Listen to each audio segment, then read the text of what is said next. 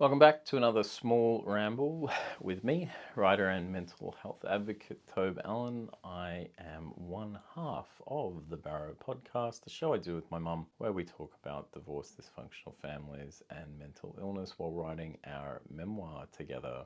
On the latest episode of the show, we did our very last, it's our last episode on The Body Keeps the Score by Bessel van der Kolk.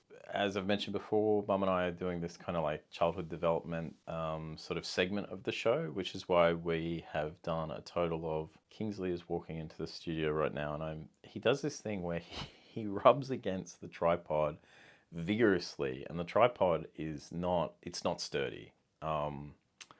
And he will put the shot completely out of alignment, even though I don't set these videos up particularly well, and I admit that. But he sometimes I put the camera in, and he's obviously been in here, and the whole thing is like turned right around. But okay, he's gone now, so dodged a bullet there. Sorry, where was I? The latest episode of the show, we covered The Body Keeps the Score. We sort of rounded out this period on childhood development. And look, this has been a really heavy segment of the show, obviously, and we're talking about things that are difficult to talk about, talking about abuse. But before we get to anything too dark, I just wanted to touch on something that was brought up, which was this idea of a mental health diagnosis and the criteria for a mental health diagnosis versus the conditions of your life. And I think that this is a really fascinating aspect of mental health broadly to really consider. I noticed that, increasingly people are really obsessed with their diagnoses and their diagnostic criteria that puts them in A or B category. And, we've been through this period in the last 10 to 15 years of becoming really fixated on categorization and labels. And, we see this in identity politics, for example, and the way that has kind of crept into the mental health space, where it's like your diagnosis is your identity. I am ADHD, I am PTSD, I am BPD, or whatever the case might be, right? And it's like, yeah, well, are you though, really? Because it might be the case that you absolutely meet the criteria for one of those diagnoses. However, does that mean that if you were to change aspects of your life, you would continue to meet that criteria? And so the point is it really who you are, or is it what your life has become? And this is this kind of gray area that is a little bit perhaps it's a little tricky to talk about, because you don't want to be disparaging of people who are really unwell and have valid mental illness diagnoses, because that's a real thing. It's a very real thing. And I don't want to get into the territory of saying no mental illness is real. What ultimately it's about is changing your life, or trying harder, or just, doing more or doing better, and then suddenly you can be well. But at the same time, I also would hate the message to be there's absolutely nothing you can do because you meet the criteria for this thing and that's it forever. So it's got to be this kind of happy medium. And again, it's kind of like a bell curve or a sliding scale, where it's like, yeah, you do have people at the top end where it's like it's purely neurological and they are suffering and they need a lot of help. And then there are people down the bottom end who it's like it's entirely their life. The reason they're depressed is because they have no money and everything's gone wrong for them, And most people are sort of somewhere in the middle, where like life events plus susceptibility to things, plus cultural factors, plus this, plus that, plus the upbringing, So it's all sort of intermixed. And I think people have to do, the best job that they can to sort of like hold themselves to account and say like, is this the whole picture, or are there some factors I'm not really considering here? And that's hard to do. We lose sight of of things. We sort of run a little bit too easily. This is my thing with politics as well, is that like people run too easily in one direction or the other. People can run way too easily into, this is my diagnosis, this is who I am, I'm this label, right? But then on the other side of it, people can too easily say, that's all rubbish. You just need to try harder, and you need to change and make a stand and be accountable and all that sort of stuff. It's a mix. It's a mix of those two things, right? So let's agree on the middle. I wish more people would just be in the middle. Come to the middle. Middle is where common sense prevails, typically.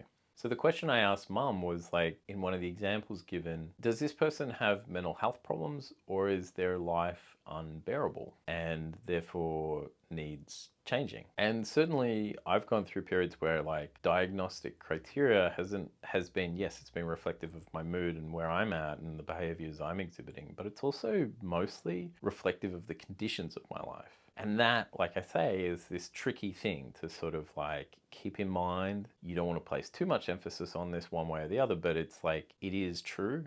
And I think that's the sort of tricky place that mental health sits, is that probably usually a couple of things can be true simultaneously and they might be contradictory. The other difficulty with mental health, which I've definitely touched on in the past, is like the way that people they read character into mental illness. So depression is weakness, and, you know, mental illness and like its effects on the person, like it's who you are in that you're the interactive, you're the face in the world. So the behaviors and the attitudes that you're exhibiting are what people read as being your true personality. And so personality and character, that all comes into the mix here. And it's sort of like you've got this weird mix of personality, character, mental health, and then life itself, the conditions of your life. And they kind of, they get really quite blurry. It is hard to sort of figure out what's going on for people. And I think we did a pretty good job at sort of like unpacking that a little bit and reflecting on it a little bit in the latest episode. And so I definitely encourage you to go and check that one out. I find these questions really, I mean, this is a proper ramble today because there aren't really answers here. I find this stuff really compelling. I find it really complex, really compelling, and difficult. Like, this is tricky stuff to figure out.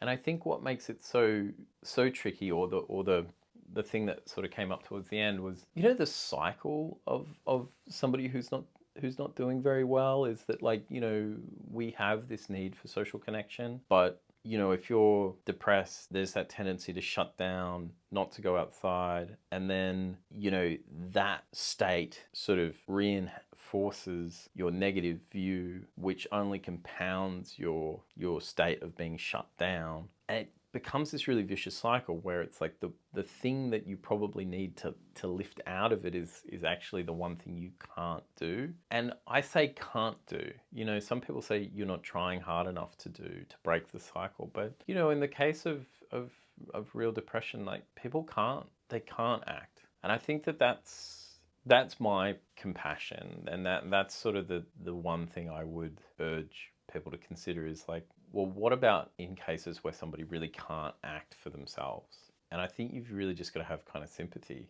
for that in a way, you know? I certainly got into a state where I was shut down prior to moving home when things got really bad for me. I was, and Mum and I will eventually cover this on the podcast, but I just got stuck, man. Like, I could not leave the house. And it went on for so long. Months and months. And really, it was a period of years. I mean, obviously, I did leave the house over a period of years because I did have a few things that I needed to attend to. But I'm talking about avoiding leaving the house as much as humanly possible, and getting so caught in a cycle within my own head that I couldn't even move sometimes. And if that sounds crazy and it sounds like BS,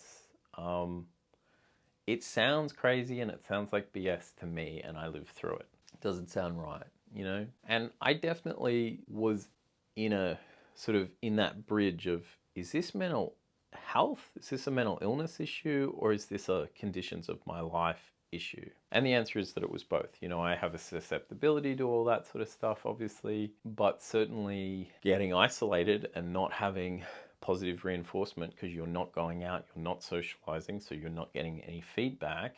So you're cutting yourself off from a positive feedback loop, creates a life that is only reinforcing the depression that you have. So it's certainly, you know, I think that from personal experience, I could probably be explained two ways. And I could be explained as, this is a guy who couldn't develop, for whatever reason, a life that was worth living. And that was making him really unwell. And it is completely reasonable to say this is a person who was really unwell and therefore incapable of making a life that was worth living.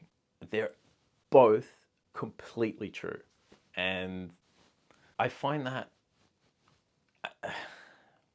I don't even have words for it. I find that so shocking and bizarre, yet really, as I said, compelling. I find that really interesting. Like, how is that possible? But it is possible. And that sort of duality and those complex aspects of existence, you know, those are the things that really draw my attention. So, you know, for the purposes of today's video being a video diary, that is really just what I wanted to check in with. Like, the duality and complexity of all of that fascinates me, and it's why I think it's largely why I started this project, because there are so many aspects of my life and my family's life, I believe, and mum's life at least, that they can go two different ways and both would be completely true. And you know, but I don't think it's healthy ultimately to live in one or other of those realities. That actually the healthy place is to live in the middle and say both could be true, but it's complicated.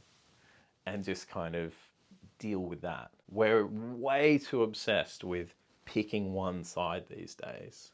And I think that this project is maybe a little bit of an anecdote to that stuff. I don't know, perhaps. Leave a comment if you think it is. And leave a comment if you find this stuff compelling as well. And if you do find this compelling, then you will enjoy the Barrow podcast. You can find links and further information in the description to today's video, as well as on the homepage of this YouTube channel. Until next time, bye.